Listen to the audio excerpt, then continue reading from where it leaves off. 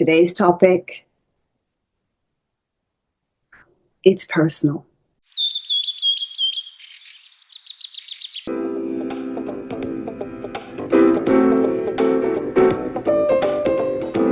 Welcome to the Inquisitive Wren podcast. I'm Sha, your host.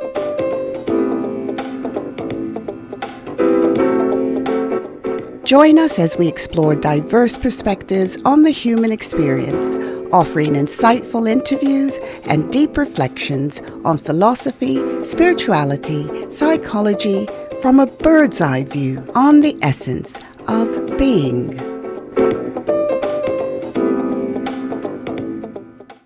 Why is it that sometimes being nice seems to push people away instead of bringing them closer? You're kind, you're generous, you try to be there for everyone, but somehow you end up feeling invisible, disrespected, or even rejected. Why does this happen? And more importantly, what can you do about it? Let's dive in. What does being nice really mean? First, let's define it. When we say someone is nice, we usually mean they're agreeable, helpful, polite. But niceness, as psychology describes it, often hides an important distinction. Nice behavior can sometimes stem from fear of confrontation, fear of rejection, fear of not being loved. Kindness, on the other hand, stems from strength. So this may surprise you, but people who are kind are usually quite strong within their inner selves. It's generous to be kind, but it's not afraid to set boundaries. That's not being kind. Being kind doesn't lack boundaries. It erects boundaries. In short, nice is, I'll do whatever you need so you'll accept me. Kind is, I'll help you where I can without betraying myself. Let's look at the psychology of niceness and agreeableness. In psychology, agreeableness is a key trait in the Big Five personality theory. People high in agreeableness tend to be trusting, altruistic, modest, and cooperative. And these are beautiful traits. But there's a hidden catch.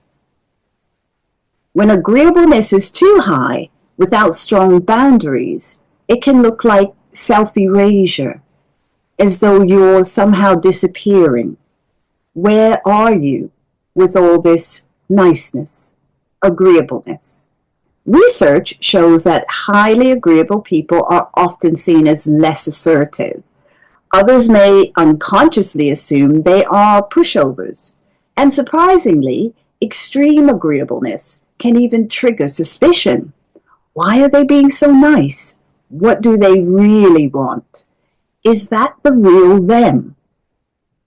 Susan Fiske in 2002 published a paper about warmth competence theory, and it showed that people judged as very warm are often perceived as less competent. So that may surprise you. However, it is an unconscious bias. So when you're too nice, people may stop taking you seriously without even realizing it. The hidden roots and why we become overly nice. Often, extreme niceness isn't a personality, it's a survival strategy. Many of us learned early in life that love had to be earned. Anger or disagreement meant danger. Approval was conditional. So we become skilled at scanning the room, figuring out what people need, and molding ourselves to fit that. That people-pleasing instinct once kept us safe. But as adults, it slowly disconnects us from who we really are. Think about it. A child will lack boundaries because it has no life experience. As it goes along, it learns that they can get this by being this way, or they may not get that because they're being that way. Adults, however, have had enough life experience to understand that they must put up boundaries for safety. Instead of expressing ourselves authentically, we prioritize keeping the peace. Instead of honoring our own needs, we shrink ourselves to avoid disappointing others. If this sounds familiar, please know it's not your fault. It's a pattern that you learned, and it's a pattern that you can change. There is a cost to chronic niceness, and there is a thing such as chronic niceness. The price of being too nice is heavy.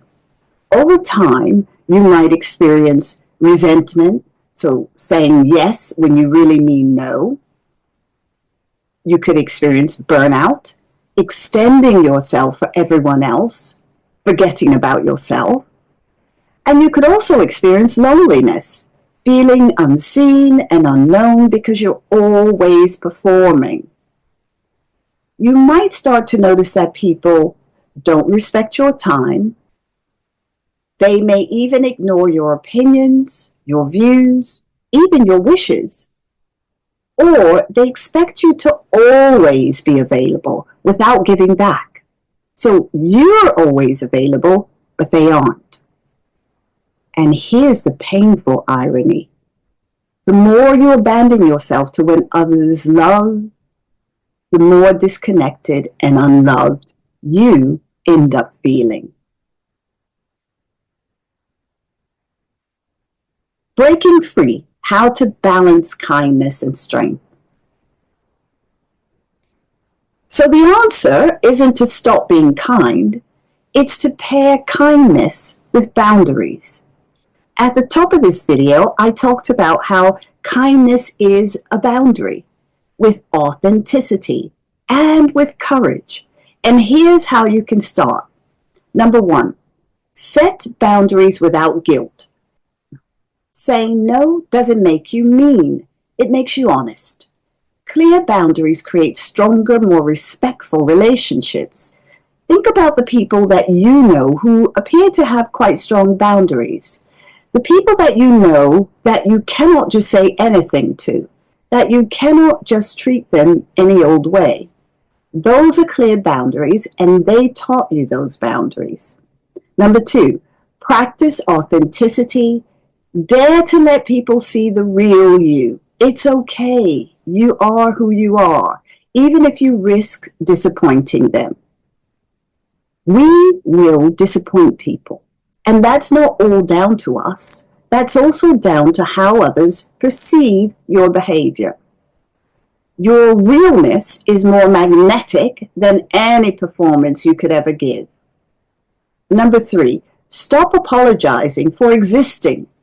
You don't have to earn your right to be loved by overgiving.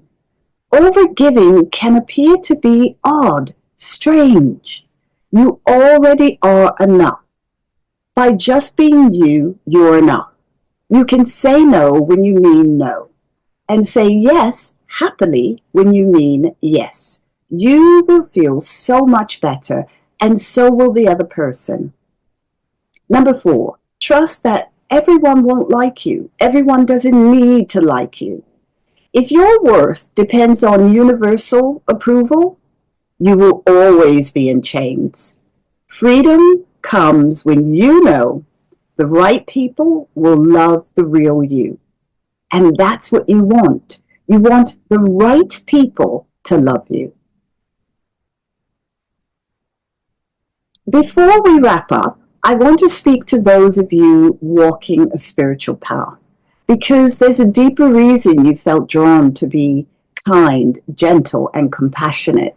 Perhaps you were raised that way. Perhaps you saw excellent examples of that within your family or within your immediate surroundings.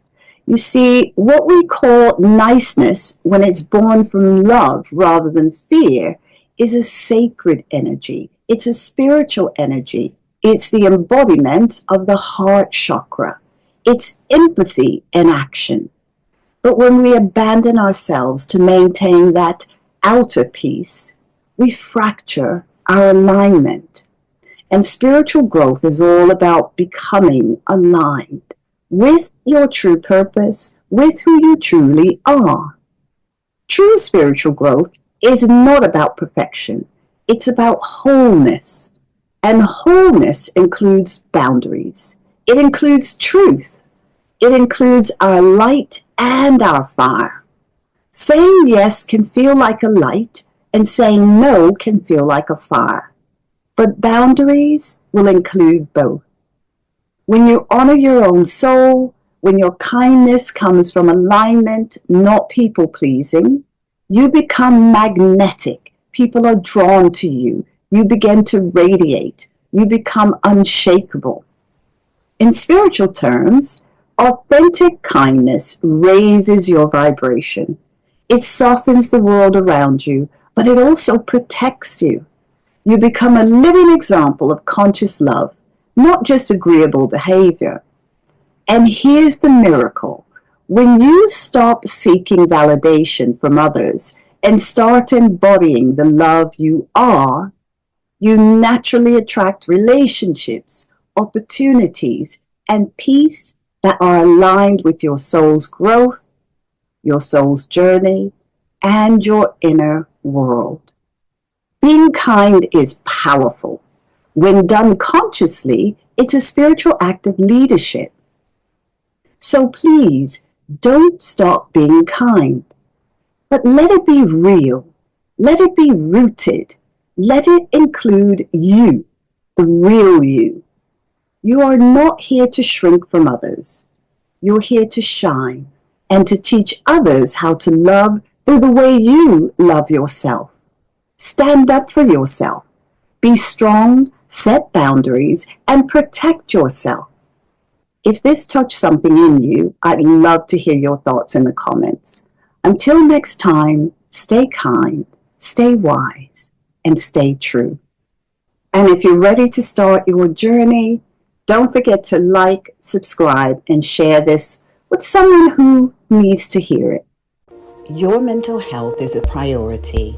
Nine Peaches Therapies offers gentle and soothing therapy for your mind, body, and soul. These self-help recordings focus on improving the quality of your life by providing you what you need right now, be it confidence, positivity, restful sleep, or relaxation. The soothing, calming music has been specially composed to accompany the body of words created by me, an expert in this field, to help you to achieve the best result. Reprogram your mind using the most gentle and effective guided meditations that can help you to clear and cleanse any unwanted energy that may be negatively affecting your life. Improve the quality of your life in just a few minutes a day. Nine Peaches Therapies, Holistic Therapeutic Consultancy.